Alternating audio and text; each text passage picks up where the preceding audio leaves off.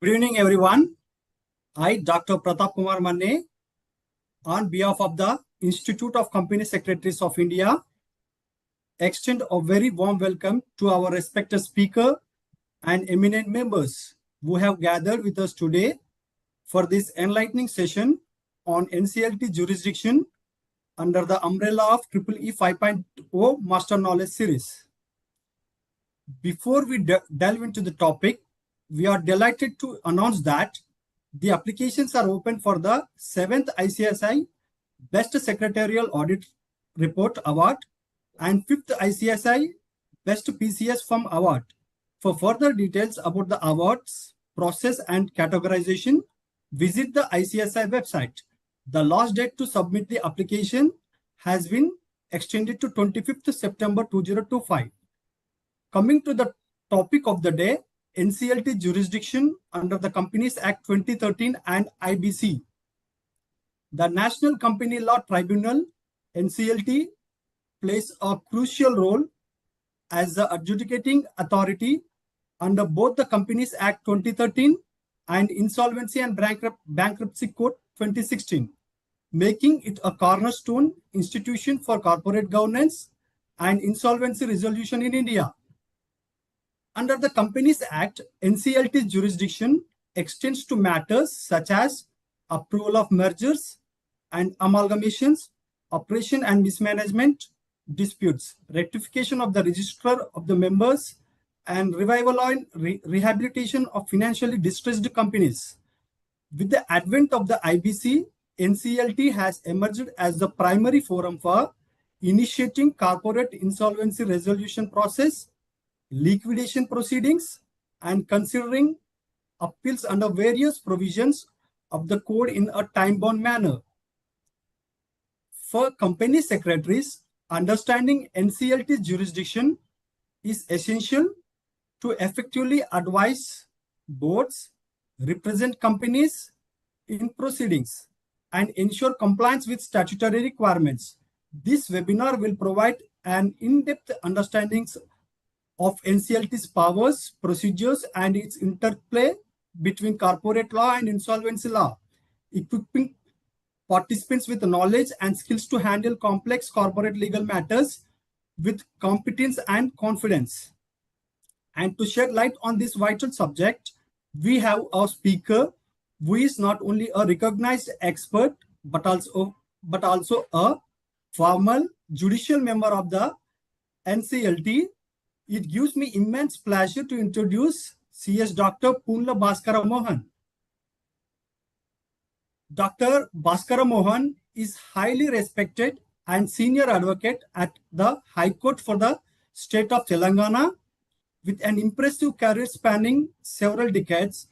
A company secretary by qualification with a PhD in law, his diverse experience includes serving as an additional central government standing counsel and working on significant corporate, civil and constitutional matters. His tenure as a judicial member and head of the department at the Jaipur branch of the NCLT gives him a unique and invaluable perspective on the very topic we are discussing today. He is a master trainer of the ICSI and a visiting professor to various universities with a rare combination of academic and professional acumen. We are truly privileged to have him with us to share his deep insights. Thanking you, sir, for gracing this occasion. Questions will be handled in the end of the webinar. I now hand over the session to you for your valuable address. Thank you very much, Dr. Pratap. Thank you, sir. Very good afternoon, my dear fellow members of the Institute of Company Secretaries of India. It's a great pleasure to be with you in this afternoon, evening, in fact. In fact, for my sake, because it's a working day for courts today, their Institute of Company Secretaries is kind enough to shift from 2 o'clock to evening now, that at this particular hour, so that after court hours, I can be comfortable and then join you. Sir, it's a privilege. Thank you, sir. It's my privilege. And then, thanks for interacting, giving me an opportunity to interact with my member of Institute of Secretaries. Even though I'm a practicing lawyer, In fact, Institute of Company Secretaries is one of my alma maters. The reason being, many of the company secretaries, senior members earlier supported advocate office on corporate laws, and then, in fact, uh, helped me to gain knowledge and experience in the field of corporate disputes, whether it is arbitration, whether it is oppression and mismanagement, and then various other issues also, whether it is a reduction of share capital, amalgamation, and then mergers, demergers. So right from 1986, I am in practice almost now 40 years. And then I started my career with the company court, stepping into company court, and then starting with, of course, winding up. So I successfully got wound up about 15 companies within 2 years. And before I start off the program, I had to share this lighter weight. And I was called for an interview by the time I passed company examination. And then December 89 passed out. And a very big company, they wanted an assistant secretary. I was too young at that time, hardly 30 years. They asked me, what is your experience in company law? I said, I have successfully owned up 15 companies. So they were shocked. And they were looking. So they said, Mr. Mohan, I was not a doctorate at that time. Mr. Mohan, you are successful in winding up companies. In that event, better you continue as a lawyer. Then I said, fine then I would be your lawyer. Then they said, not for winding up. So I said, no, it could be absorption, it could be amalgamation, it could be a reduction of share capital and oppression and mismanagement, not necessary to be winding up. So that is how my saga of becoming a company secretary ended. And I determined to continue as a lawyer on corporate side and company law matters. That is how the finale came somewhere in January 1990. So then my sojourn started off completely virtually, in fact, absorbed in this particular field of corporate litigation. Friends, in fact, in the earlier days, prior to 2016, in fact, the Companies Act 2013 was implemented piecemeal. Like not all provisions were, in fact, notified at a stretch.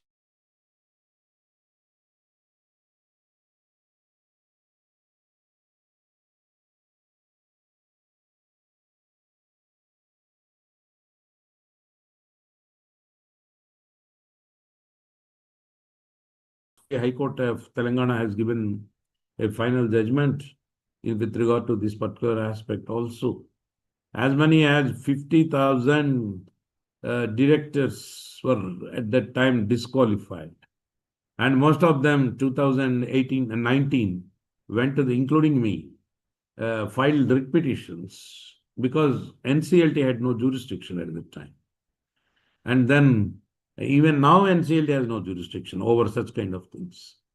Then we obtained an interim direction for restoration. And they continued recently, in fact, in batches wise, number of cases are being disposed with regard to this aspect of disqualification of directors, in fact.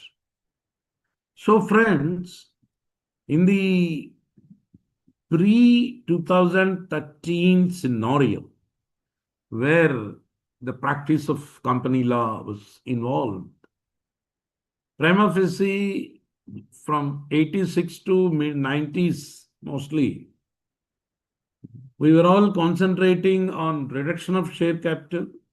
I'm telling you the background of NCLT, in fact. The reduction of share capital and the measures, demergers, amalgamation. And then, of course, investigation was not at that time much. taken to the high courts. And then the most important aspect was the 433E in 1956 Act with regard to the Kratos winding up. And of course, voluntary winding up also. And the king of subject matter was oppression and mismanagement under the Companies Act. This is how the analysis went at that particular point of time. And high courts were given full powers to deal with all these subjects at that particular point of time. Subsequently, the amendments brought to the Companies Act, the powers of High Court were shifted to the Company Law Board. Especially oppression and mismanagement was shifted to the Company Law Board. And then the amendments with regard to change of registered office and other things underwent drastic changes. There was no need to get directorate permission at that particular time, unless it is from one state to another state. The registered office is shifted off, and so on and so forth. But our practice on oppression and mismanagement, and then was shifted to the Company Law Board. And from Company Law Board, again, we filed appeals to the High Court, single judge. From there, then the LPS, that is with regard to the division bench, then taking the matters to the Supreme Court. This was the mechanism at that time we were used to prior to this particular establishment of National Company Law Tribunal. Then, friends, so far the creditors winding up is concerned, Section 433E, it remained with the High Courts. So the 21 days notice and then subsequent proceedings continued for quite a long time. And then until the new act has come. And then subsequently, those matters which were installed prior to the NCLT's constitution remained with some high courts, even now. The matters are pending. And then the mergers and demergers continued with the high courts. At that point of time, the litigation on issues like oppression and mismanagement turned multifold. And it starts at CLB, goes to the High Court Division Single Bench, from Single Bench to the Division Bench, from then goes to the Supreme Court.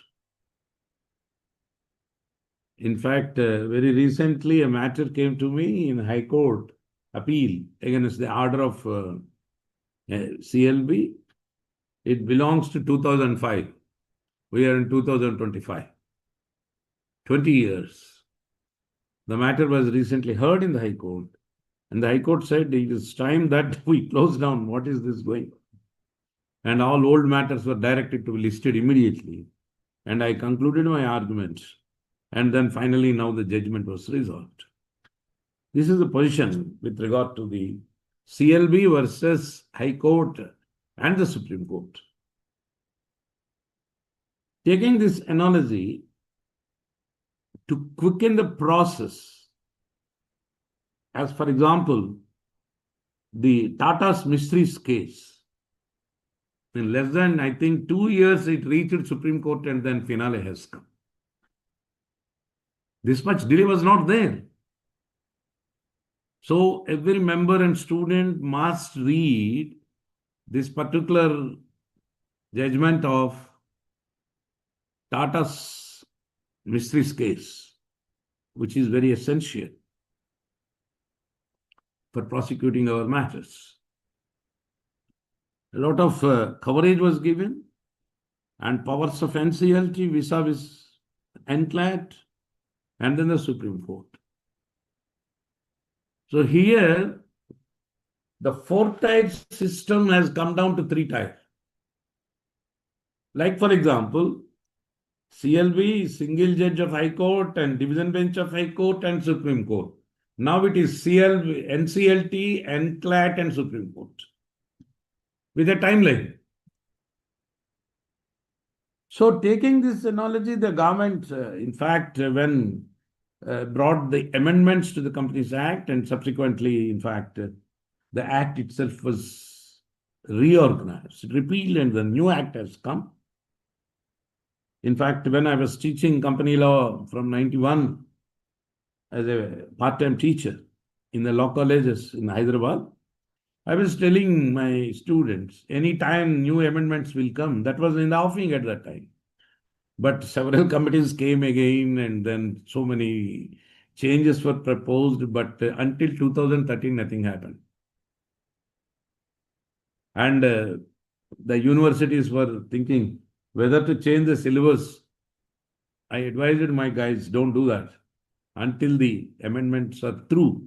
And they were through ultimately in 2013, wherein CLB was replaced by a specialized body forum for adjudicating corporate disputes, which is called the National Company Law Tribunal. Our subject of discussion today is the NCLT, its powers under the Companies Act, and then its powers under the Insolvency and Bankruptcy Code, that is the IBC 2016. So, my dear friends, the NCLT was actually supposed to be implemented as back as 2002. Whereas, if you see, it was all proposed, but not brought into force. But ultimately, it was implemented. It was part of amendments to 1956 Act, which were not through. And subsequently, it was taken to the 2013 Act. It was delayed because of the challenge of its constitutionality. And ultimately, the Supreme Court also upheld its constitutional validity.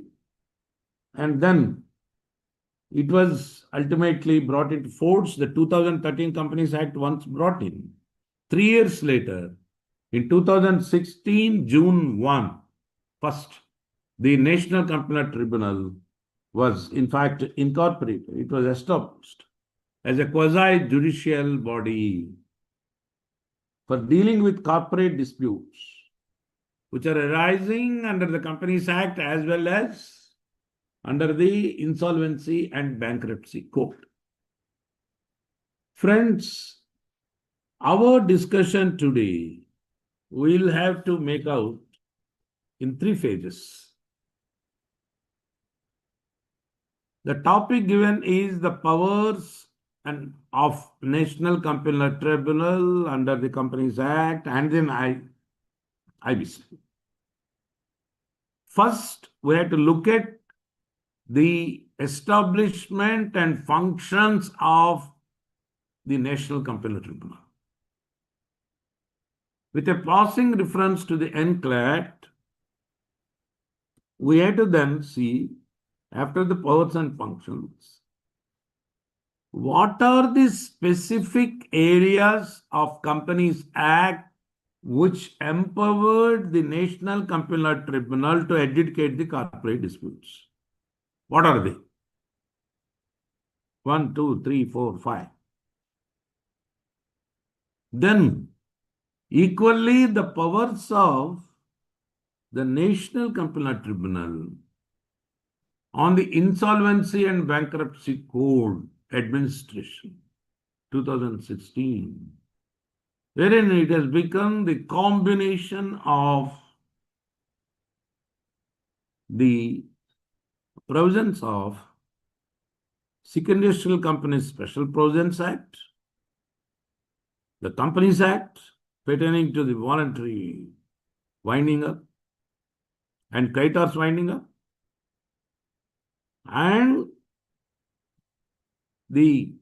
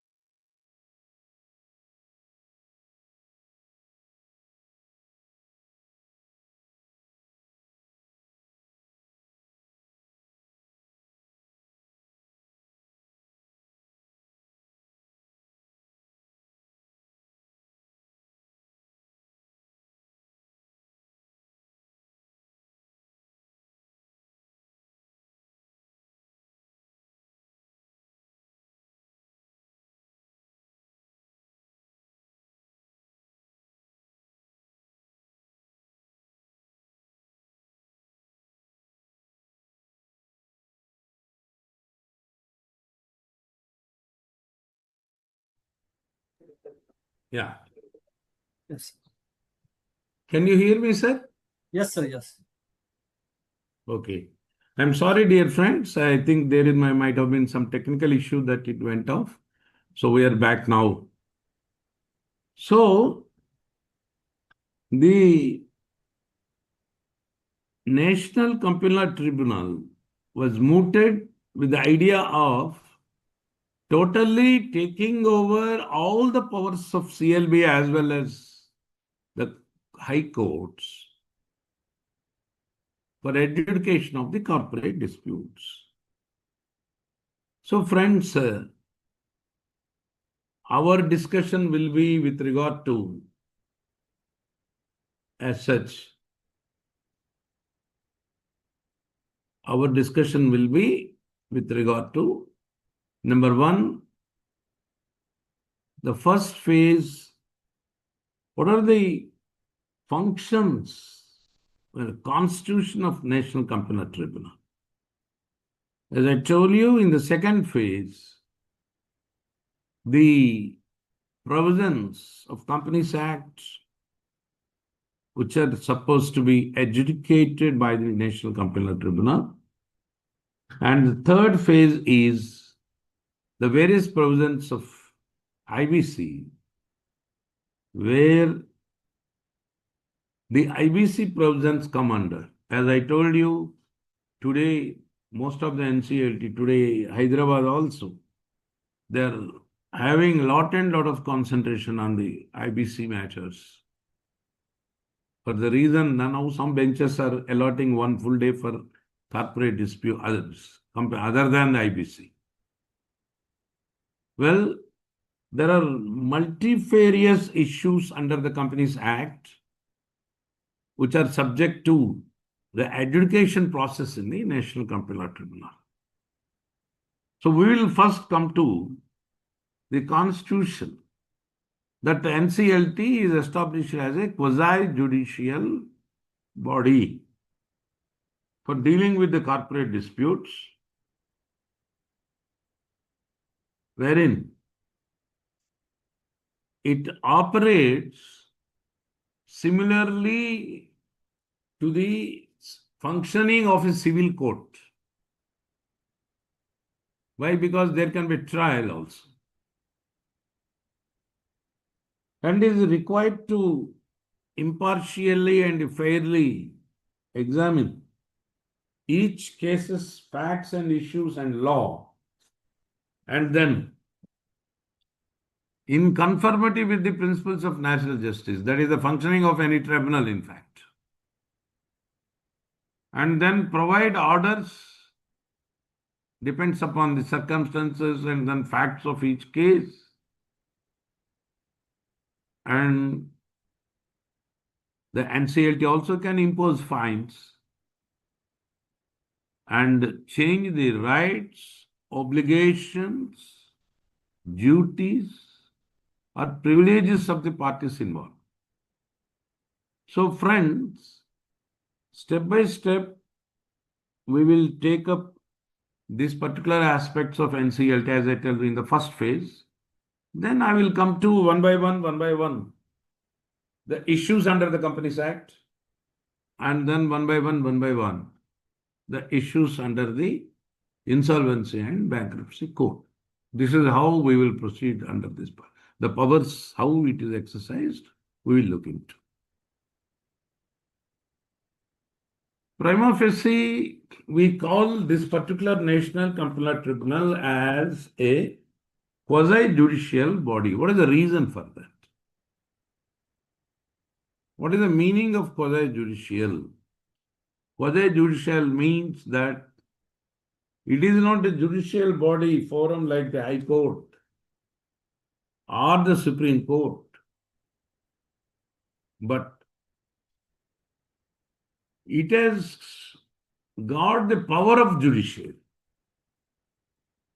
It has got contempt powers, enforcement,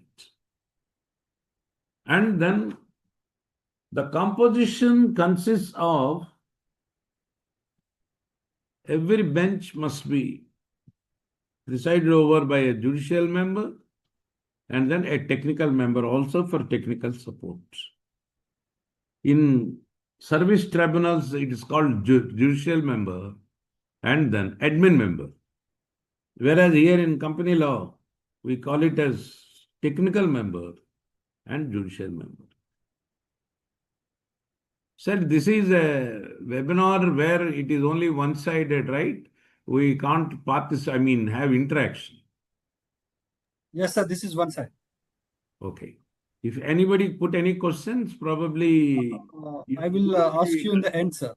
At the end, you will be conveying. Yes, sir. Last 15 minutes, we will leave for questioning and answering. Sure, sir. Sure. Yes, yes, yes. Last 15 minutes enough, I believe. Yes, sir. Yes. How many participants are there actually?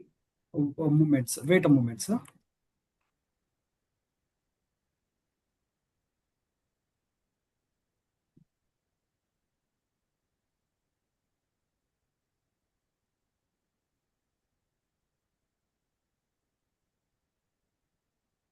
They are all members only, no? Sir, all are members, sir.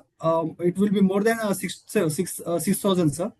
Oh, so mostly they are all members. Yes, sir. All are members. Only members. Okay. No, And I'm it just, will- in order to project the subject matter, who are the Yes, sir. target group I'm seeing?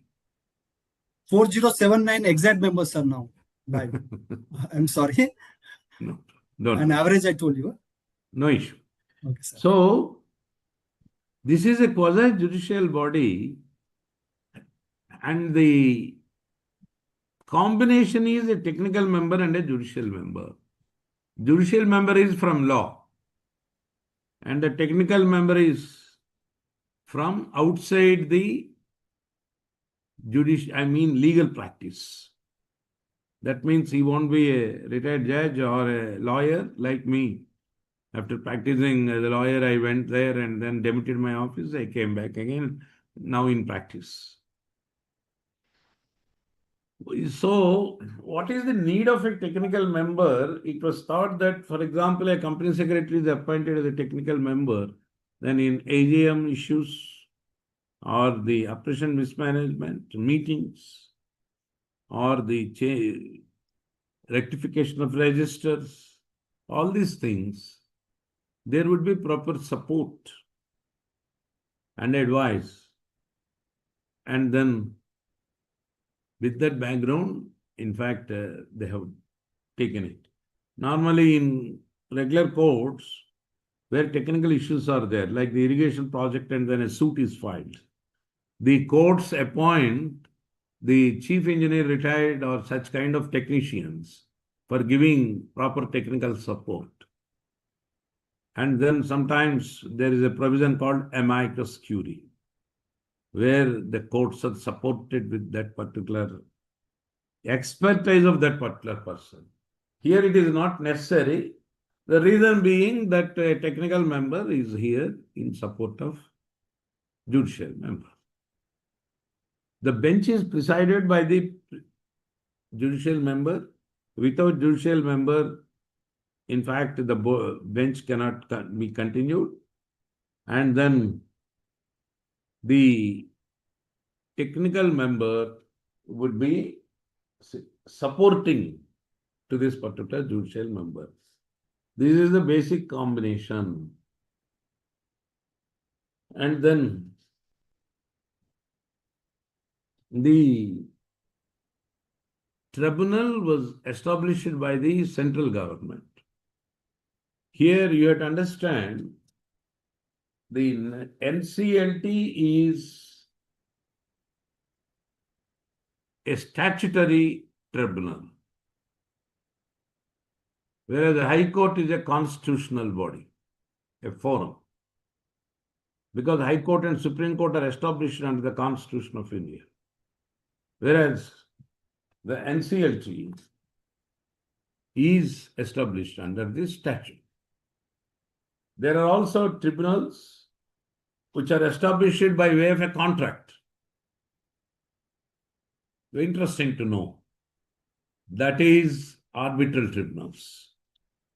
The arbitral tribunals are established by virtue of a contract, an agreement made between two parties. So that is how the combination goes, my dear friends. And then the composition of NCLT, I have told you. Then comes the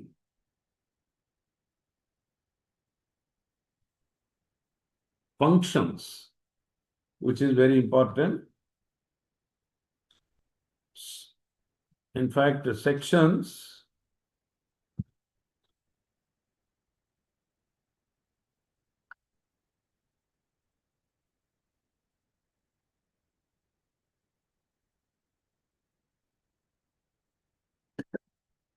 four not 7 to 434 consists of the provisions under the provisions related to the NCLT. Of course, 407 is on the definition part. The Constitution was made under 408, and I am more concerned with the crux of the subject matter rather than the aspects like chairman, selection, etc. Not necessary. We don't have to waste time. What I have to focus is the tribunal's functioning. How the tribunal functions.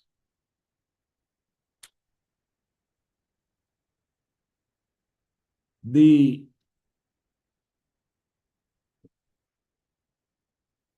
tribunal has a procedure laid under section 424. Basically, it is a summary jurisdiction. What is the meaning of summary jurisdiction? Informal. In courts, it is totally formal. And then High Court also, writ jurisdiction, mostly summary. Civil and criminal matters are formal. The same court exercises multifarious functions. So far, the National Communal Tribunal is concerned, the tribunal could be quite informal and it is not bound by the CPC, Civil Procedure Code, but it is guided by the principles of natural justice and subject to the other provisions of the Act or the IBC, any rules made thereunder. And the tribunal and the appellate tribunal shall have the power to regulate their own procedure. What is the importance of this? If it is a matter pertaining to oppression and mismanagement, equity can be applied, and then mediation also can be applied. It is all possible. It is a case of amalgamation. It is pure law. It is a case of amalgamation. It is a pure law. It is the case of IBC, pure law. Try to understand, dear friends, the functioning of the NCLT is varied, depends upon the subject matter. If it is under the Companies Act, a matter like oppression and mismanagement, equity can be applied. But it is a matter of merger, amalgamation, and or IBC, purely law is crystallized. Normally, there is no place for equity. Normally, there is no place for equity. Because timeline is given under IBC, procedure is laid clearly under IBC and IBBA rules, and the establishment rules thereon.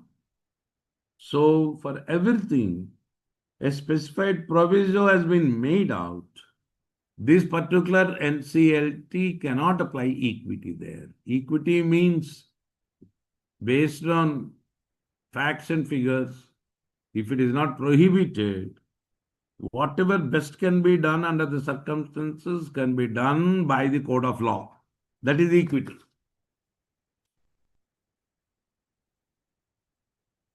Equitable jurisdiction is much prevalent and is exercisable in high courts.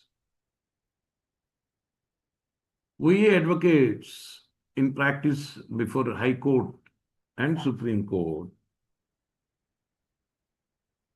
naturally, we go for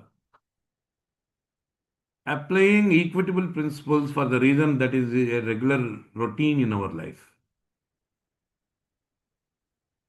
And we argue a matter under oppression and mismanagement, we also seek equity. But suppose it is an IBC matter, we have to change our mental attitude because we are strictly bound by IBC. How it is, I will tell you when we go ahead in course of our discussion.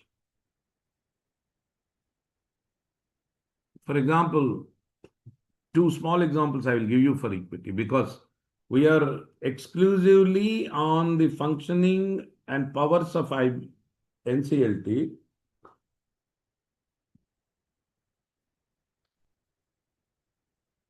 Whether NCLT can apply equity or not, we have to know. The bare provisions every advocate, every company secretary knows.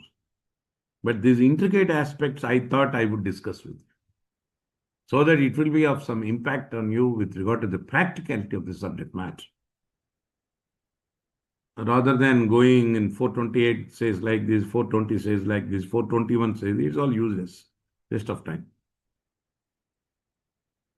Please see, in High Court, the matter came. I am giving you an example of application of equity, where the NCLT cannot do, High Court can do.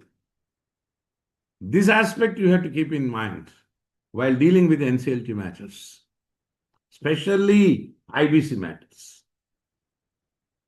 Well, in the third phase, when I come to IBC, I will explain it more. Friends, in a case, a driver of Secretariat of Telangana government had a small injury to his leg. Driver, no? He was taken to the Secretariat hospital. Then the hospital guys gave him a TT injection. And it seems they have given some expired medicine or adulterated, we don't know. The driver died after taking the TT.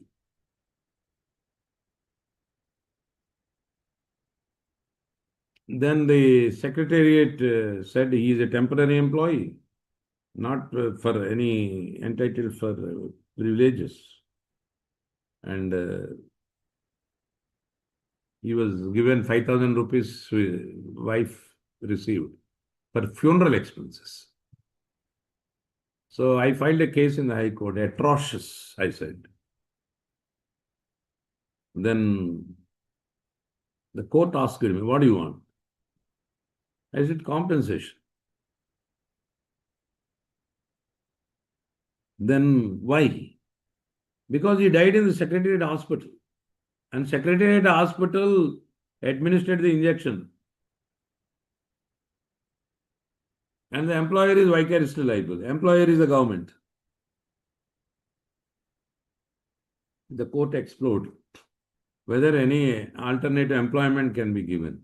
Already she is age-barred. No chance. Then she was living by cooking here and there and then earning small amounts.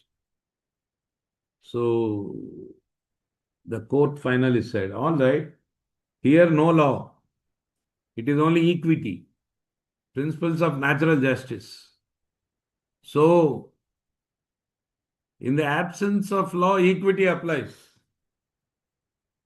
Under such circumstances, any law is made out, then we can implement that law. If that law is not befitting, outlived its purpose, we can seek its striking off and then we can seek equitable remedy. All these things can happen in writ jurisdiction. Article 226 Constitution of India.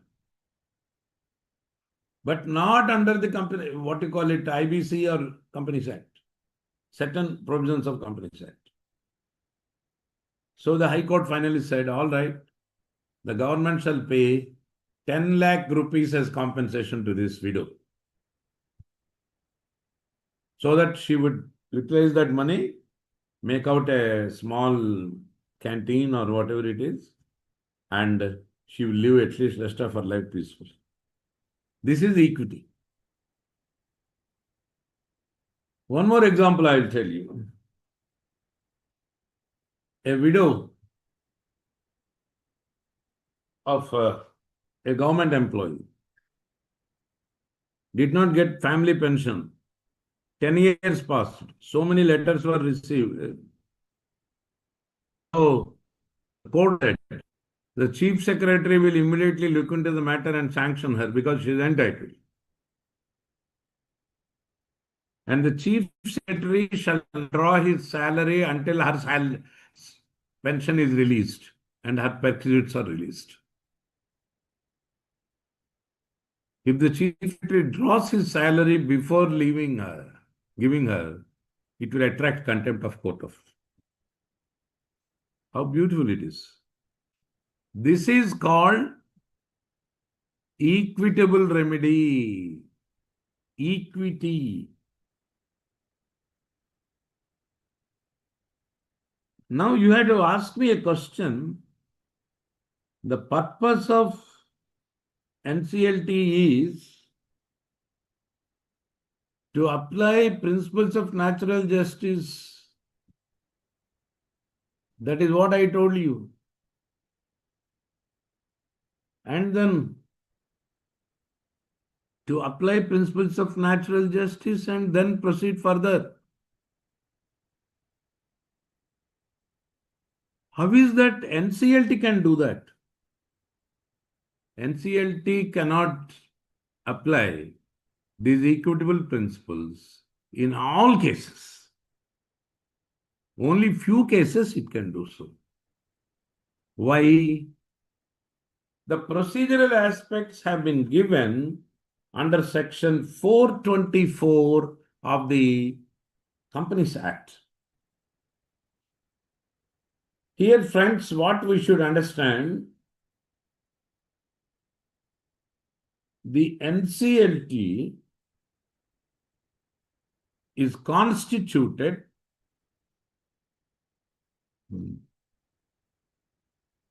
under the provisions of 408 Companies Act. Even though it has jurisdiction to look into the provisions of IBC and apply those provisions. But the establishment was under Companies Act. It is possible.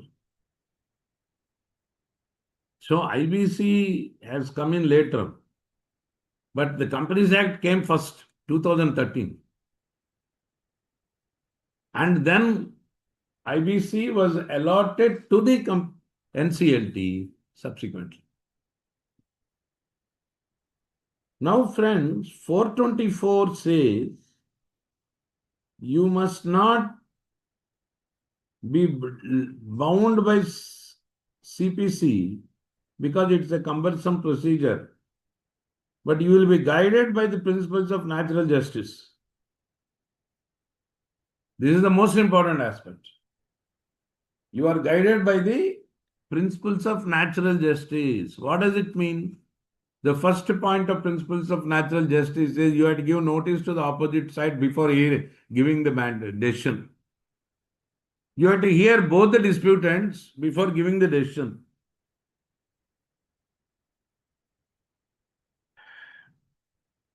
You must ensure there is no lapse in applying the law.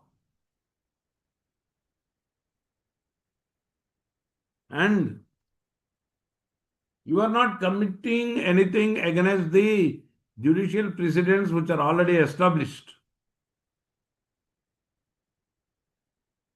So, apart from that, what are the specifications law here? It is vested with the same powers of civil code under the Code of Civil Procedure again. Here, CPC is not applicable, but it has powers of civil court under CPC.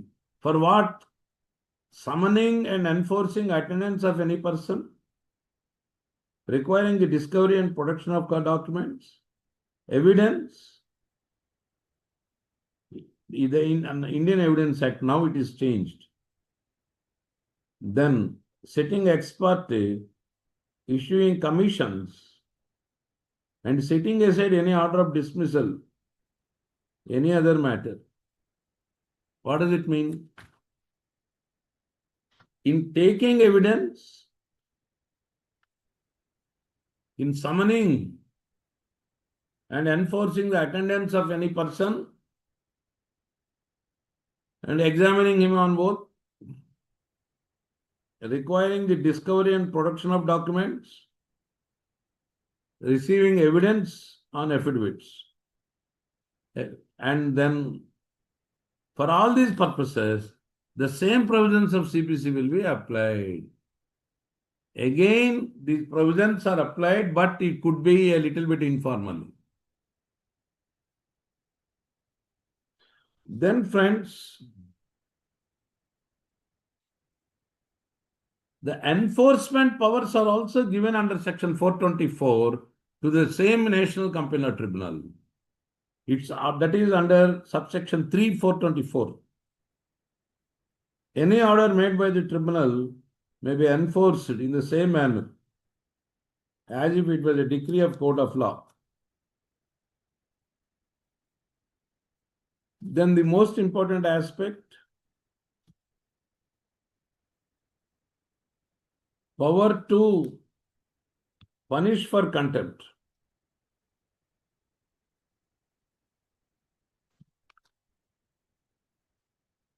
The tribunal shall have the power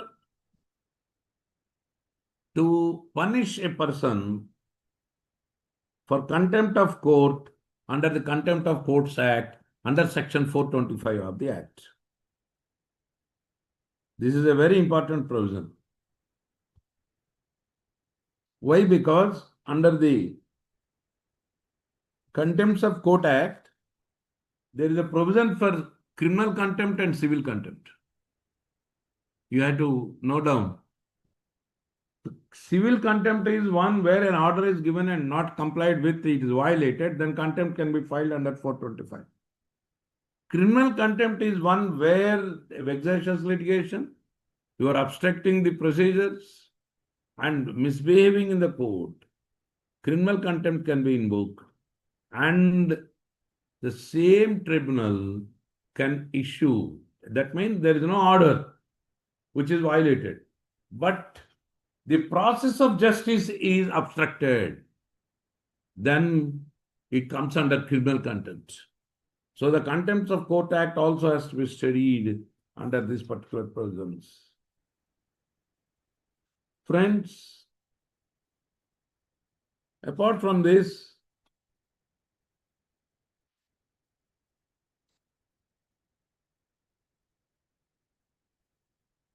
Section 422 speaks that the tribunal has to expeditiously dispose an appeal or petition within 3 months from the date of presentation. There is a timeline.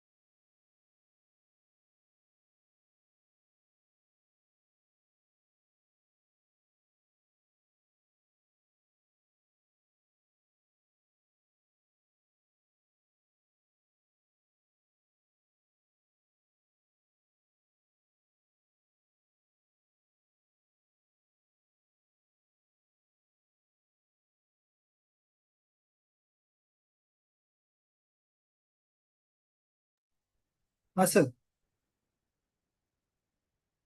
नहीं, खत्म नहीं हुआ, वो उधर technical problem आया होगा, sir को बात कर रहा हूँ मैं।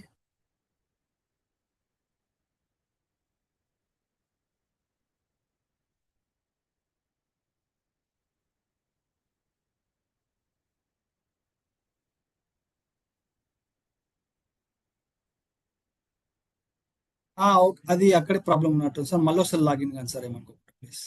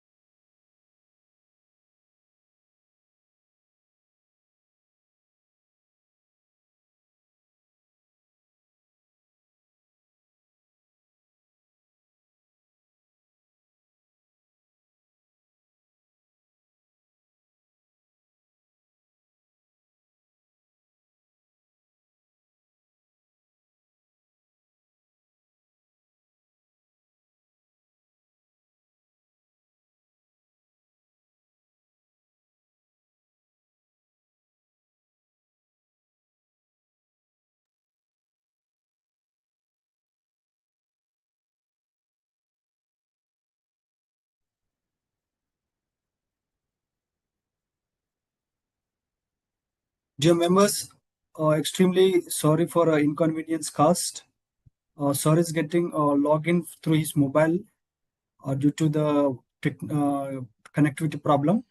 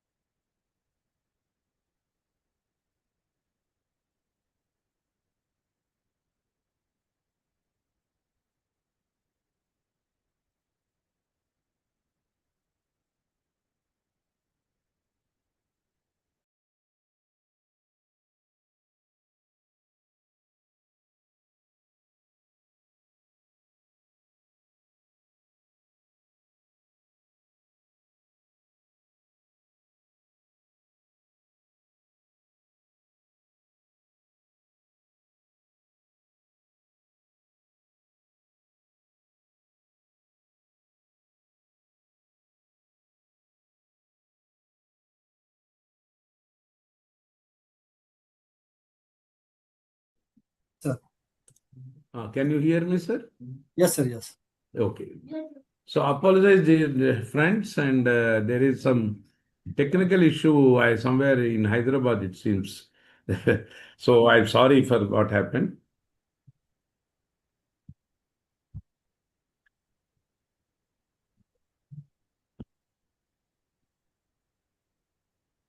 Yeah, my son is saying outside the house, some telephone operators gathered.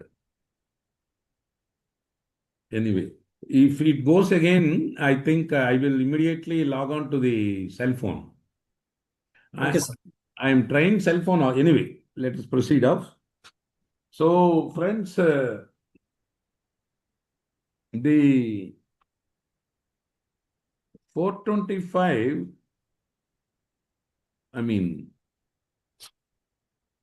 speaks of punishment for contempt, that the NCLT speciality is its orders can be enforced, executed before it itself, and anything non-compliance can be taken for contempt by NCLT itself. This is not the case with high courts, in fact. Suppose a civil matter, an appeal is won in Supreme Court. You can't execute it through Supreme Court. You have to go back to civil court again.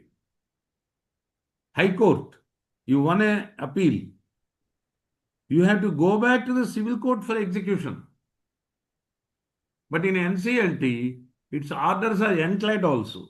The orders are enforceable by itself, or contempt can also be filed thereon. This is a speciality and specialized power given under Section 425 of the Companies Act. Because NCLT is established under 408 of the Companies Act. That is how we have to look at this particular subject matter. Then, friends, the procedure-wise, notices, summons, receiving evidence, any affidavit, all these things will be under the CPC. Why? Because it is the empowering provision which gives powers not under Companies Act, but under the Code of Civil Procedure, even though the other provisions are not applicable. How? For example, a false affidavit has been given under the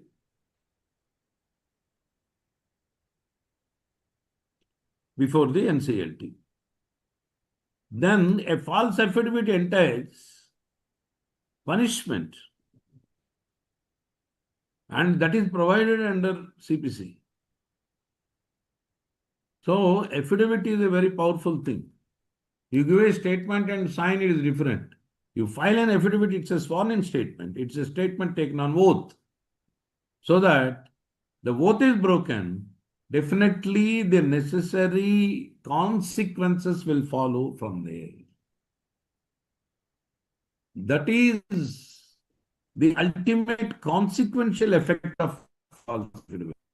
So the NCLT has such power. In the first phase, before we go to the Companies Act provisions, we have to see what are the general powers of NCLT and the functioning of it. So it functions on par with the civil court, and any false affidavits, false evidence, any false, any misbehavior would entail the case of a perjury and other criminal consequences, where the NCLT can make a reference of that to the criminal court also. It can make a reference to criminal court also. So, friends, these are all the basic powers provided under these particular provisions, where to consolidate in the first phase of our discussion, I put you through the important provisions as 408 and then the orders under 420 and then the procedure under 424. I am consolidating the provisions and the power of enforcement under 424(3) only, subsection 3. Then power to punish for contempt of court. And then 429, the power to seek assistance of Chief Metropolitan Magistrate. with regard to winding up under Companies Act or the implementation of provisions for IBC in order to take into custody or control of any property. The Chief Judicial Magistrate's assistance can be taken.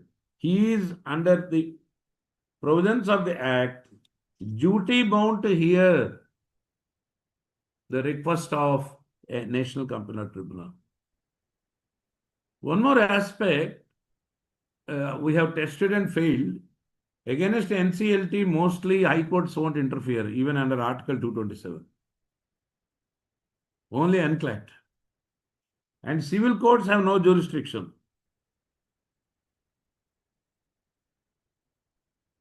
Then, friends, the right of legal representation has been given to company secretaries also. And then the lawyers, company secretaries, chartered accountants, and cost accountants.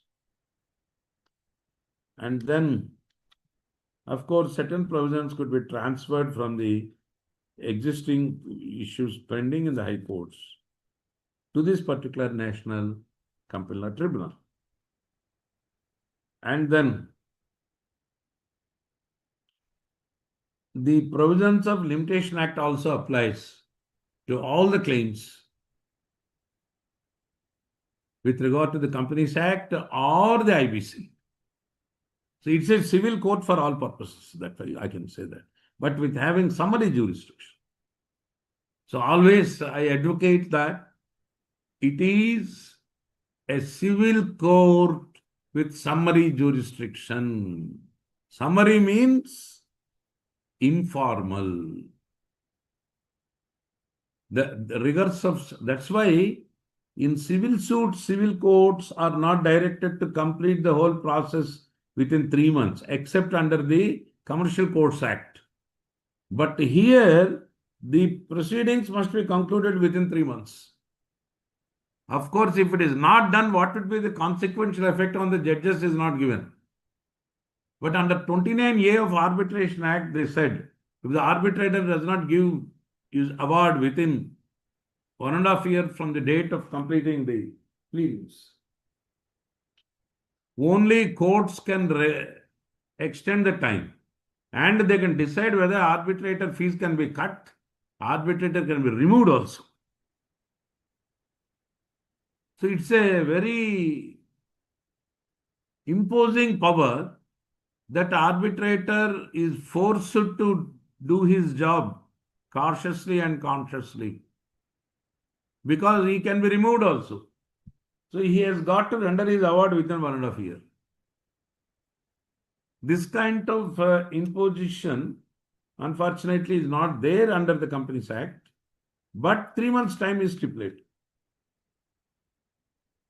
Then, friends, under 421 of the Companies Act, any person aggrieved by the order of the tribunal may prefer an appeal to the appellate tribunal. 421. Okay. And with regard to the appeals, there is a speciality. For example, from civil court, a decree is given in a OS suit. We file an appeal in the High Court within 90 days. Suppose within 90 days appeal is not filed for any reason,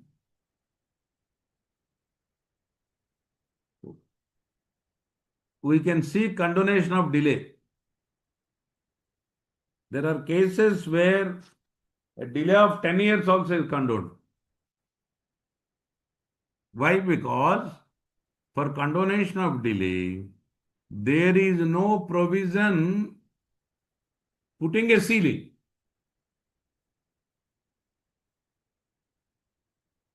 But it is not the case with the NCLT.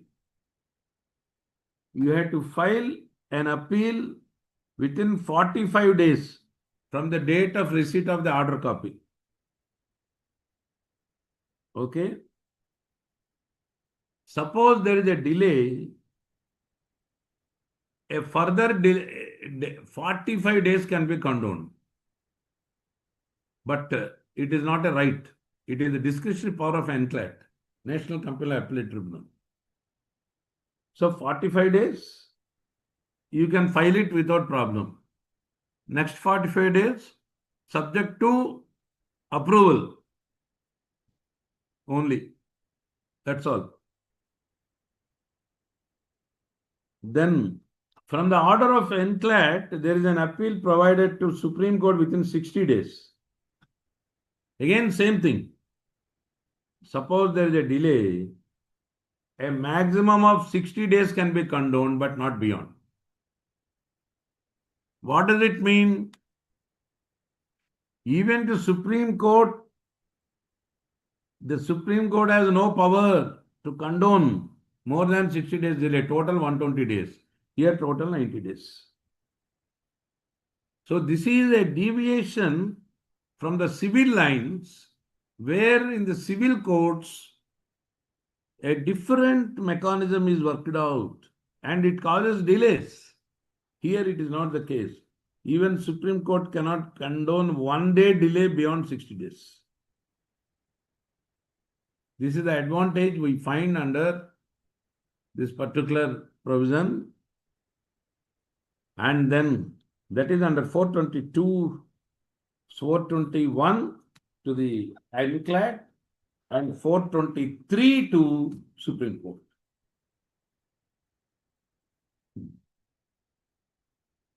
More than understanding the various powers under Companies Act where NCLT can interfere, this basic structure and mechanism is very important to understand. Most of the guys, what I observe, almost it's my 40th year of practice. My senior taught me, read the base provisions first. What are the basic provisions? Starting from 407 to 434. I have got grip over NCLT. How NCLT functions? What is the procedure? How to enforce the orders? Contempt. Do's, don'ts. Appeal. Further appeal. Finale. All the issues are put in a nutshell from section 407 to 434, including taking assistance of Chief Metropolitan Magistrate of the city. So this is the way I feel, that is how I was taught. God is kind. He has put me in an appropriate place. So first, to practice before NCLT or to preside over NCLT, these provisions must be studied thoroughly. The subject is NCLT, its powers under Companies Act. This is also NCLT under Companies Act only. These provisions under 407 to 434 are under the Companies Act, talking about constitution, establishment, powers, procedure, mechanism, enforcement, contempt, appeal, further appeal, and taking appropriate assistance from judiciary again. That is from the Chief Judicial Magistrate. So, my dear friends, you first, once again, I am telling younger members who want to practice before NCLT, you first read these provisions thoroughly. Then you understand the functioning. I am practicing in High Court. So, I started exploring. My High Court is constituted, is under what law? Constitution law. What provision? Article 226. First point. There is no High Court Act. Then the Civil Courts Act. Criminal Courts, Criminal Court Act. NCLT Company Act. This is how you have to get the analysis. Then, how my High Court functions? There is a manual. Telangana High Court has a manual, Andhra, Karnataka, Madras, Delhi, whatnot. Every state High Court has a manual. And that manual speaks about various issues and procedures and jurisdiction, including contempt of court. And the manual is updated time to time. Supreme Court has a manual. So we have to look at the basic provisions which speak about the constitution of a particular judicial forum or quasi-judicial forum. And that is these provisions of 407 to 434 of the Companies Act. Then friends, we will now take up the second part because time is running out.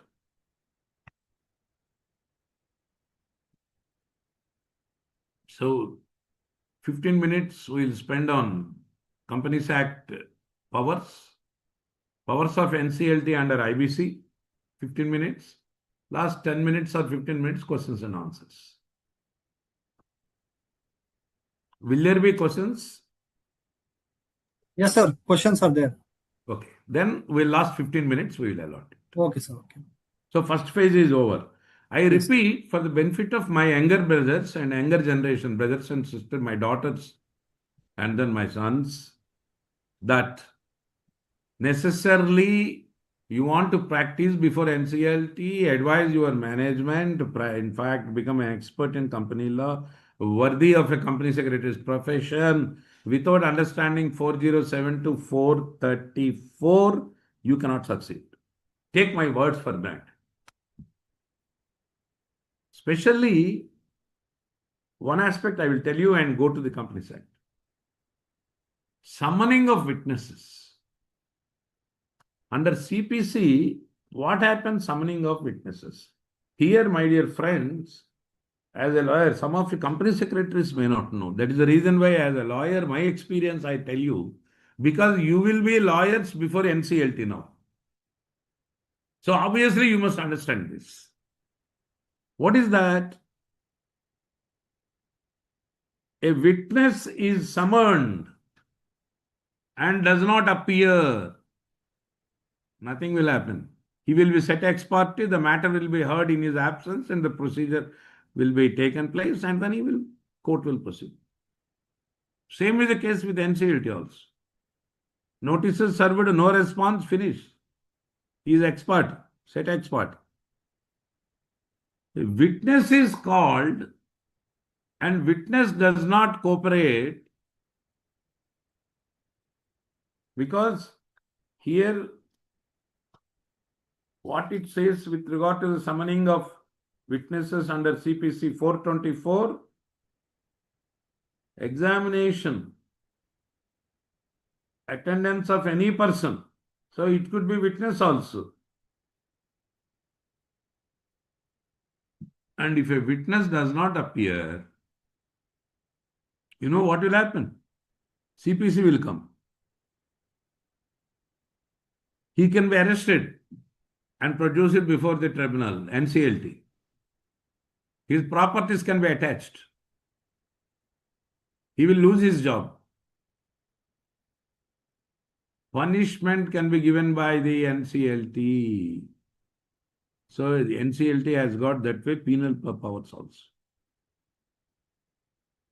Because CPC empowers the same court to, even it is a civil court, not necessary that matter should be sent to a criminal court, unless it's a perjury. So this is where the problem is to be solved out. And then the powers of NCLT, where a witness is called and not present, is different from where a party to the dispute is called and not attended. He is safe.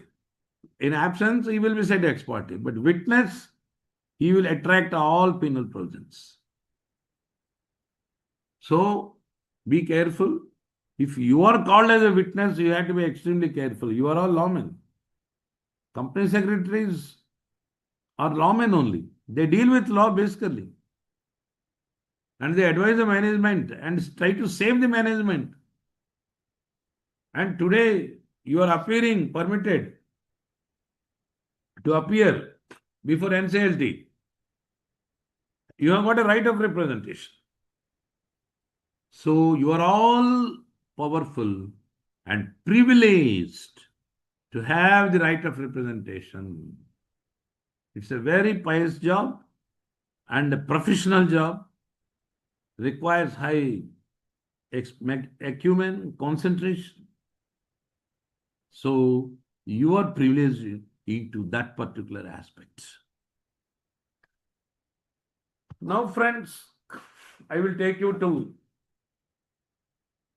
some of the powers under the Companies Act. In fact, how is that Companies Act provisions work out? The first and foremost section 7, subsection 7, with regard to deregistration of companies. There are few examples I give. Then in the take you to the third phase. Then the second phase, where under section 7.7, if the tribunal finds that a is false, it is inaccurate information is given at the time of incorporation, that is suppression, then it pass any order for winding up also, and direct the members' liability is unlimited, and then it can order deregistration totally. In the same way, there are provisions pertaining to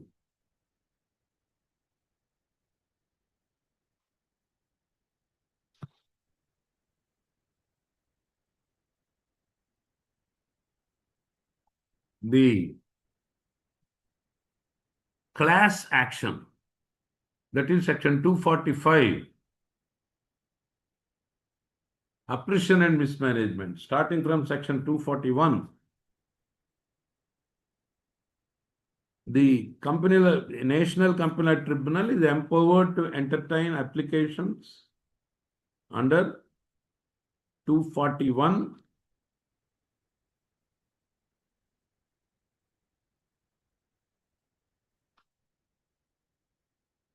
where an application can be made for prevention of oppression and mismanagement.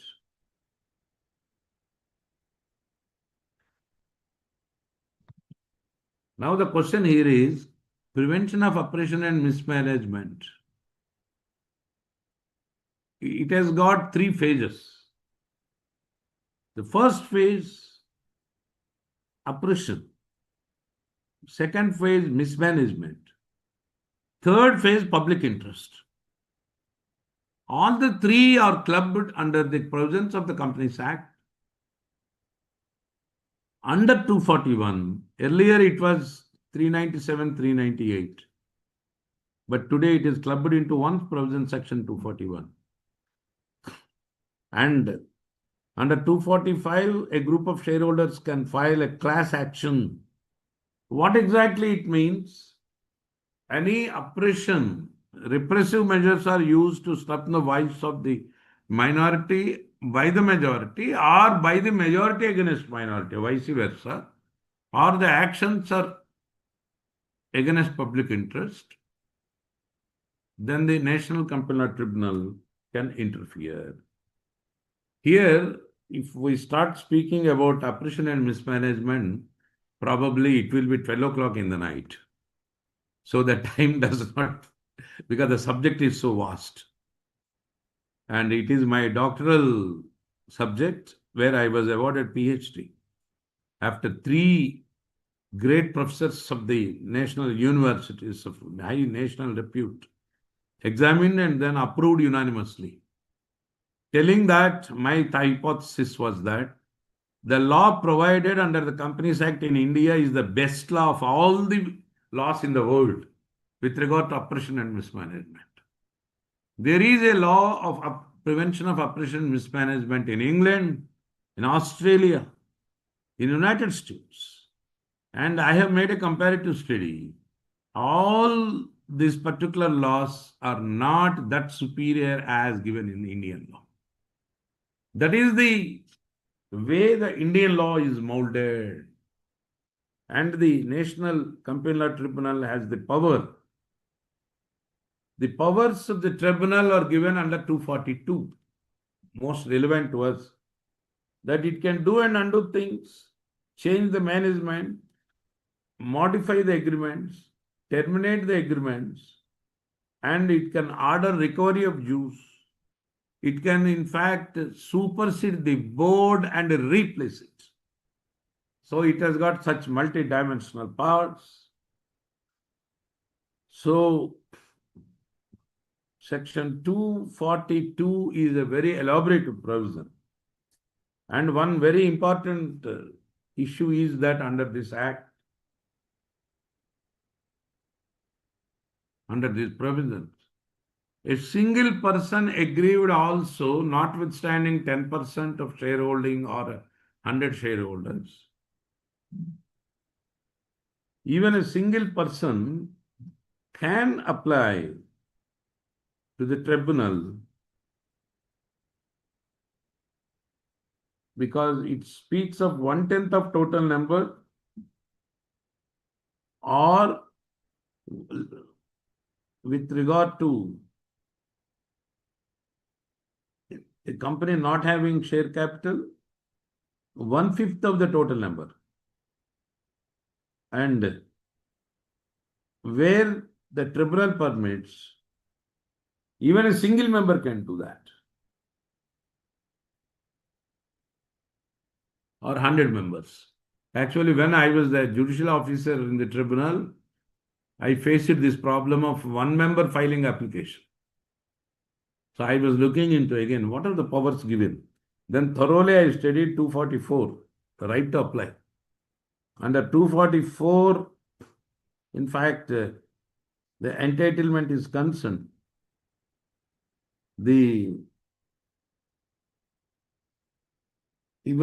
In fact, the class action and all that, the tribunal is empowered to even entertain an application. So friends, I permitted one person to file an application under oppression and mismanagement. So this is another power of NCLT under the Companies Act. One is 7, another is 241 and onwards, 244. Then it has got investigating powers under Section 213. Under 213 of the Act, the NCLT has investigating powers. Then under Section 130, it has got the power to direct the company to reopen its accounts. And under 221, it has got the power to freeze the accounts, assets of the company. Then, friends, it has got the power of winding up under Section 242 of the Companies Act. Then Section 13 to 18 convert a public limited company into private limited company. And under 97, holding of annual general meeting and so on, where the annual general meeting is not held properly on time. Then there are two more important provisions. The 252, if I am not wrong, 1 second, bear with me.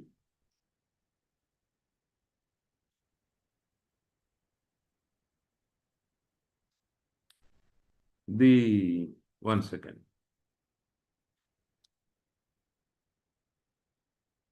Revival of companies. And then section 59, most of the people commit mistake here. This is with regard to rectification of register of members of the company.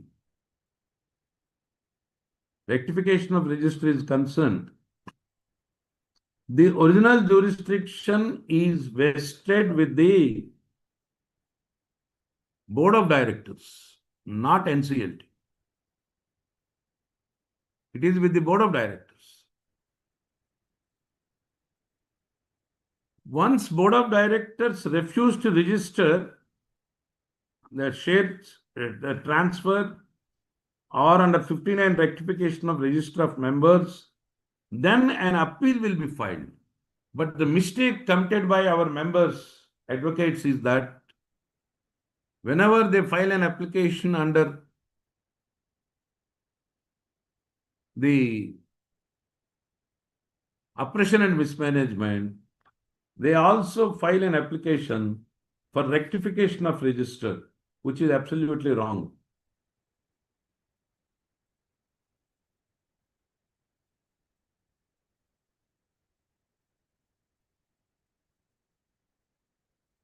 This is another important aspect.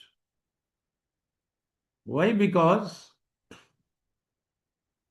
rectification is only by appeal, not original jurisdiction. NCLT has no original jurisdiction. It has got appellate jurisdiction. So under 58 or 59, next time you file an appeal. Don't file an application. Now, this is also one of the powers of NCLT under the Companies Act. Then another very important provision is 248, registrar can remove the name of the company, striking off, wherein under 252, the appeal lies to the tribunal where it can be revived. So friends, then one more thing is with regard to the amalgamation, merger, demerger, and amalgamation. These are all the provisions empowering the National Company Law Tribunal. Yes, section 230 to 240 with regard to the compromise, arrangements, and amalgamations.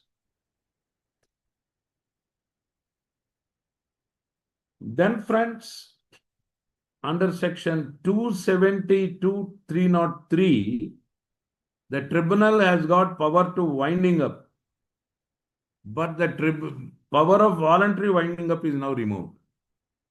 Creditors winding up is removed. It is all taken to the Insolvency and Bankruptcy Code. As for example, 304 to 323 now shifted to the IBC. In the same way, creditors winding up is totally removed. That is 289. So with regard to now winding up, there are section 271 empowers the tribunal where there are certain conditions where parties can pass a special resolution or their conduct, the shareholders' conduct, company's conduct is against the national security and so on. Then under 271, the circumstances are narrated where the application can be made by the central government or any other authorized person, and the tribunal can wind up those companies. So these are all the provisions given under the Companies Act empowering the NCLT to deal with. And then now we come to the provisions under IBC, Insolvency and Bankruptcy Code. What are the powers of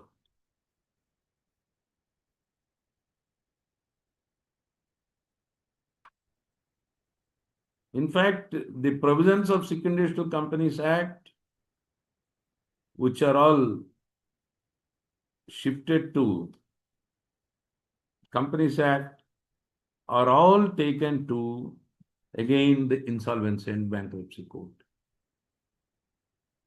So today, the creditors winding up 433E under 1956 Companies Act. In fact, it's not there. If you see, for example, just now I told you winding up, kindly bear with me for one moment, where I will.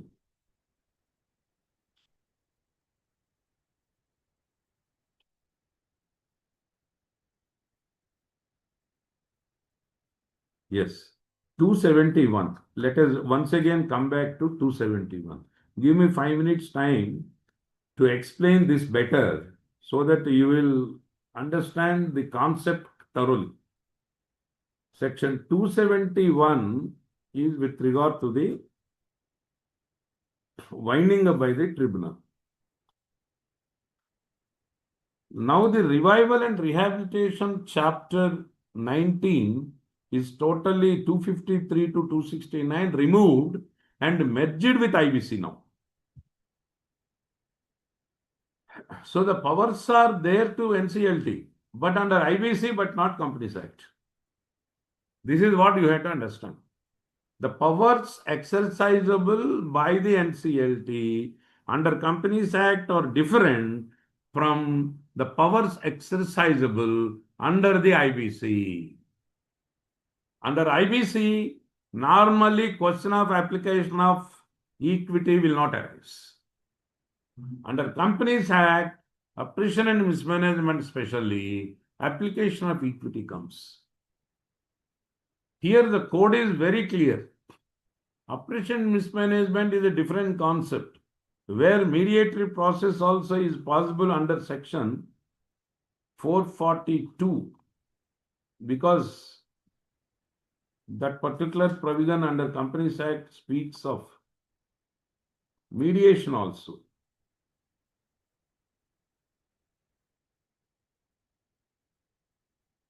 Section 442 empowers the tribunal, NCLT, to make a reference to mediation in some of the disputes. What kind of disputes?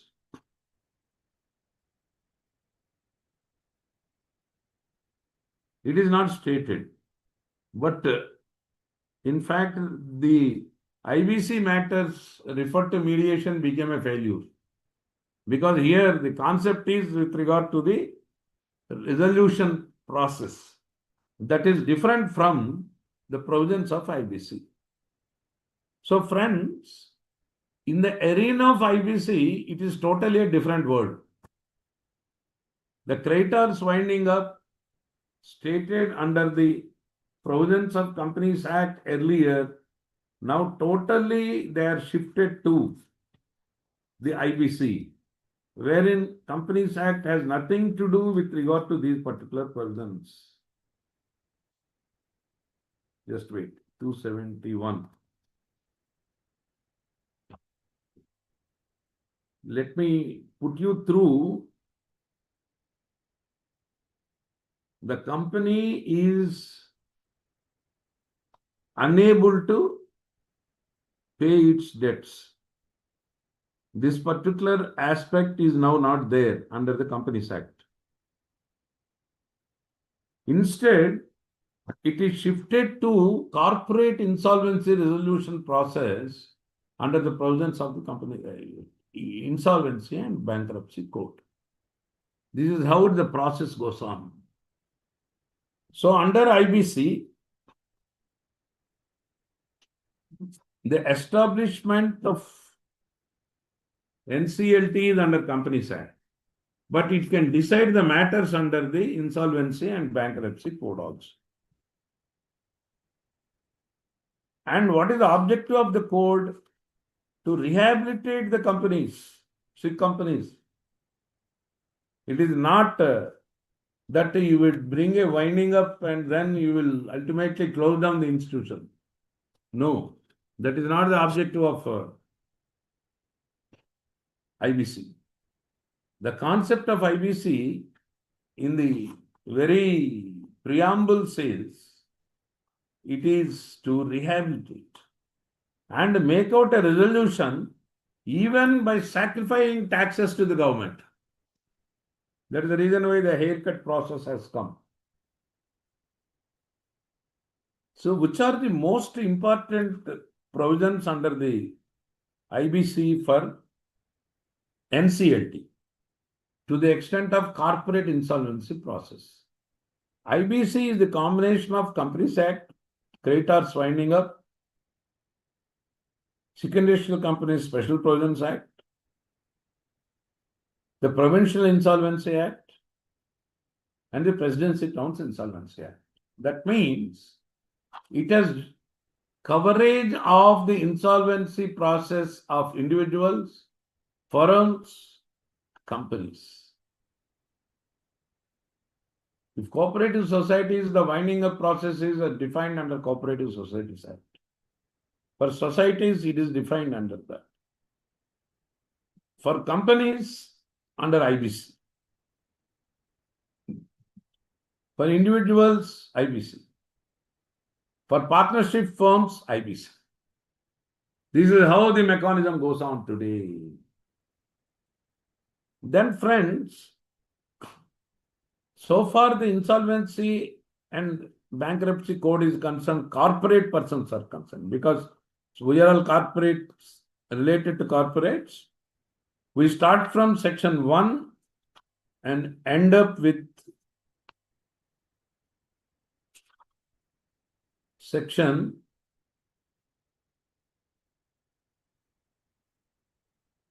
120.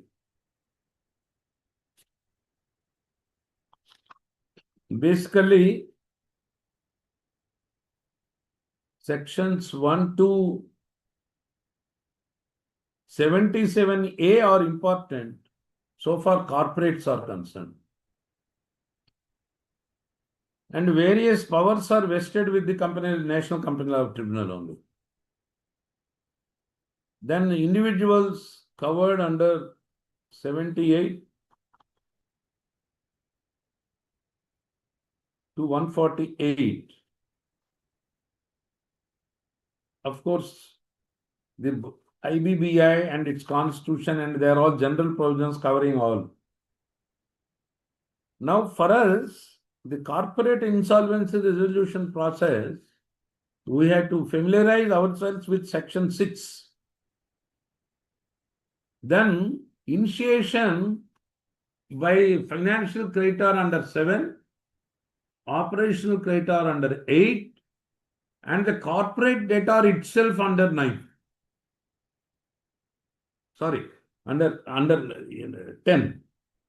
8 and 9 for operational creditors, 7 for financial creditors, and then 10 for corporate debtors themselves, wherein these corporate debtors ultimately, in fact, themselves can file. And if it is an MSME, it can be a resolution applicant also. The Company Law Tribunal has got powers right from section 6(2) till the end. If a company is sought to be put on a corporate insolvency process, the NCLT's duty is first to explore whether there is a possibility of CIRP, that is corporate insolvency resolution process, can be initiated. If it is possible, it will go ahead and then it will see, failing which, then it will go for liquidation. Apart from that, there is a provision of voluntary liquidation under section 59. And the voluntary winding up proceedings under the Companies Act are removed and embedded under section 59 of this particular IBC. So, my dear friends, the adjudicating authority for corporate persons is named under section 60 with inherent powers, the NCLT itself. Then the appeals is to the appellate authority under section 61. Then the appeals to Supreme Court is 62. Then there is a fast track package provision also has been given under 58, 52, 58, where it is the duty of NCLT to ensure that these provisions are implemented in letter and spirit. Then the approval of actions of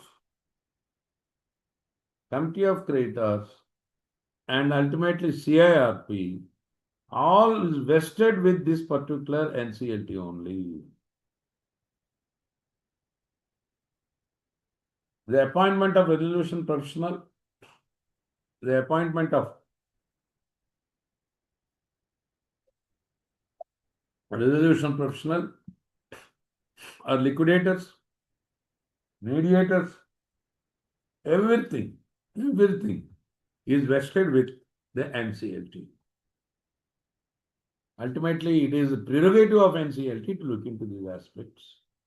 And at every stage, there can be an application for fraudulent transactions and concealing property or various issues thereon. And under all that, the NCLT is having appropriate, in fact, jurisdiction, including to take action against the personal guarantors in the CIRP process. So, a Secondary Industrial Companies Act, Special Provisions Act has been now repealed. The revival of companies, C companies, now is the task of NCLT. In this process, high expertise is required and powers are required. The NCLT's functions include exercising these powers under IBC. So, especially corporate persons, section 1 to, in fact, 77A, read with the general provisions of IBBI and then other admin aspects elsewhere given under the Act, like the miscellaneous provisions from 224 to, in fact, 255 and the schedules thereon. We will have to study thereon. But prima facie, we are concerned with 1 to 77A and 59 voluntary liquidation of companies. And the adjudicating authority under 60 where inherent powers are given. And then the fraudulent transactions and management, section 67A. And the penal provisions, offences and penalties under 68 to 77A under chapter 7 of the Act. So these are all the provisions empowering the NCLT to deal with the disputes, the issues under the Companies Act as well as under the Insolvency and Bankruptcy Code 2016. So friends, I think now we will go for questions and answers, last 10 minutes. Any questions? Yes, sir. Thank you, sir, for clarifying all the rules and sections associated with the NCLT jurisdiction. There are few questions, sir, quoted by the members. Let me ask you. If question number 1, sir, shall I take up? If a director of a private limited company against whom the proceedings are filed under section 241 of the Companies Act dies, whether the deceased legal heir should be inducted in an array of parties? Actually, 241 proceedings are disputes among shareholders. So, if there are disputes among shareholders and 241 proceedings, the matter came, I think this issue very recently, last week only came up before me, wherein a shareholder, also director, now he died. Whether legal heirs can be brought on record. I said no. Why? It is not a civil litigation, it's a corporate litigation. In civil litigation, the legal heads are liable under pious obligation theory. A father owes 1 crore and son inherits 1 crore worth property and father dies, son is liable.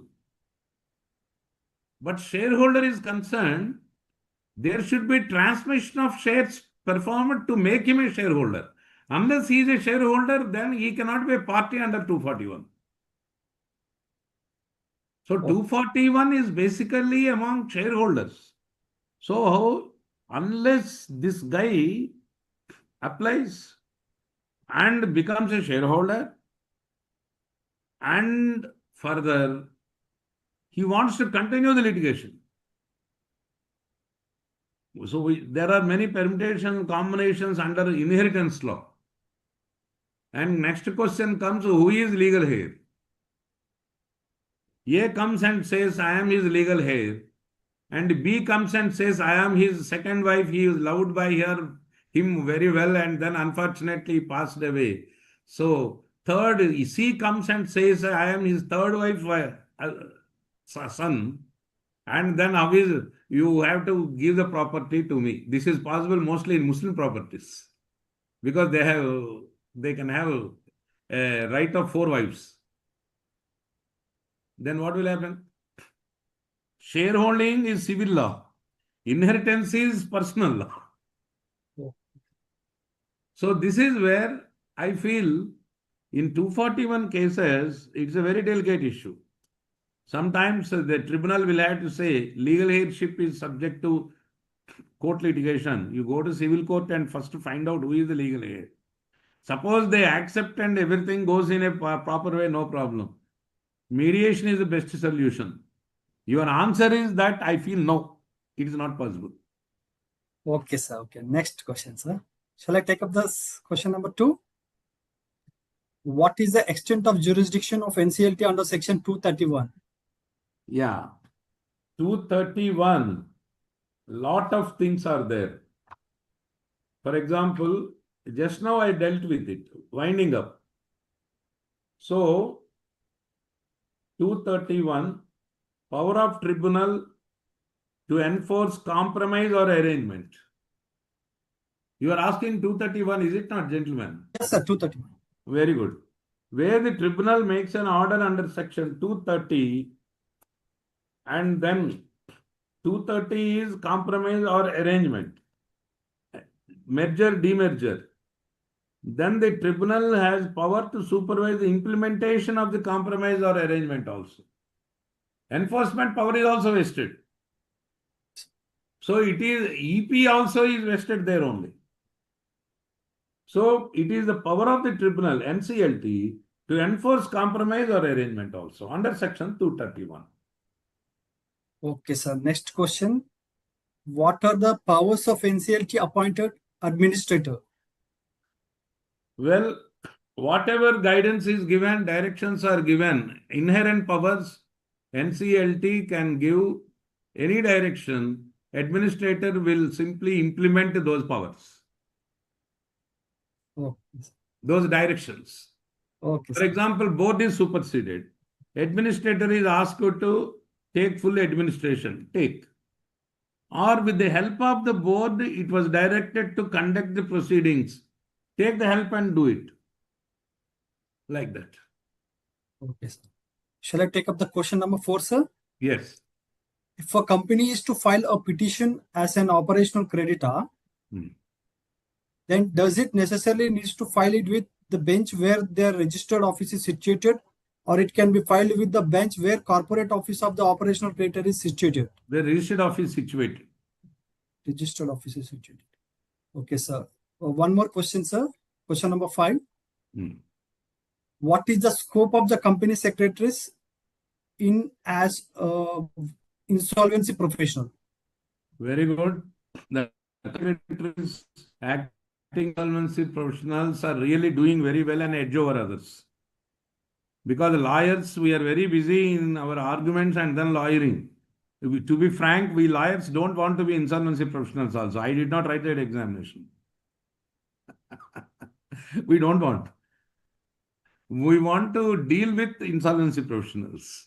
We don't want to become insolvency professionals. And when I was at Jaipur, so many company secretaries were there as insolvency professionals. I used to tell them, you guys know company law very well, insolvency law very well. You also do very well. And try to complete the CIRP process at the earliest and be successful. Failure means you are failing as an insolvency professional. So that is what I used to bring home. And most of the cases, it has been a success. In CIRP has become a success. That is the capacity of insolvency professional. So definitely company secretaries can do that. Why? Because we are trained much in law as well as management. This is a rare combination. Like company secretaries in practice, for example, mostly the compliances with law. And then our examination, lot of law is there, company secretary's examination, apart from management studies. So, Company Secretaries Institute itself is now recognized for registering with insolvency professionals. That is the reason why I am of the opinion company secretaries can definitely be an edge over other insolvency professionals. Mostly lawyers, we will not come to competition with you. We want to practice rather than come to as insolvency professionals. You have got a bright future. Okay, sir. Okay. Sir, shall I take up a last question? Yeah, sure. However, in practice, many applications are pending with NCLT, Delhi even for more than 6 years. I have an example of that with me. So, in one member is asking the question, sir. So, in this case, what are the powers that a petitioner or an applicant is having? You mean an application under Section 9 or 7 and the application is pending? Is it what you are saying? This is not mentioned in the question, What sir. application? Or is it In an practice, application many under applications are 241? pending with NCLT. All right. You see, any matter is supposed to be decided within 3 months. But consumer forums are also directed, but they are not following because number of cases are more. Today, NCLT cases are bulging out. What happens here, I tell you, a technical member and judicial member both are sitting. Instead, you divide and put the two judicial, instead of that, suppose we divide the bench and make two sessions. What happens is instead of two persons sitting, each taking up, then there will be excess disposal of cases. So that kind of thing is required. See, for that, what we had to do is solution. We had to take out a list of pending cases. Now that is what the task force is doing. In fact, incidentally, I am also a member of ICSI task force for NCLT and NCLAT matters, where we have been vehemently pleading before the benches to expedite. So, at the institute level, make out a case, give out details, and put it before the president of the institute and task force to plead before the NCLT president, please expedite, and you mark a copy to the Chief Justice of India. He has got overall responsibility. So definitely, then it will activate. I am rather taking the risk of openly telling you the methodology to work upon it. It may get the wrath of some people, I don't know, but I don't care. At least at the age of 67, if I am an outspoken, I will be failing in my duty as a professional. So do this. I want these disposals to be as quick as possible. As expeditiously as possible, it should be done. So certainly, your view is correct, but you have to do a spade work, groundwork. Then contact the task force of ICSA. This is ICSA program. President, Central Council members, make out a case, approach the President of NCLT, NCLAT, and give representation. Mark a copy to Chief Justice of India. And make it out in a very decent, professional way. So definitely you will get good result. And then you find, see, as company secretaries are not ordinary people. And from them such a representation comes. Definitely you have to pull some strings and see that it is done. I think that kind of willpower is required now. And a very unified action also. Okay? Thank you, sir. Yeah. I would like to thank the distinguished speaker who shared a deep background and all the untouched areas of the topic with real life examples. Thank you, sir. Have a nice day. Thank you, sir. Dhanyawad. I really enjoyed the program. Thank you very much, gentlemen, and Mr. Pratap. Thanks Thank for you, sir. your mediation, and wish you all the best. God bless you all. Thank you. Thank you, sir.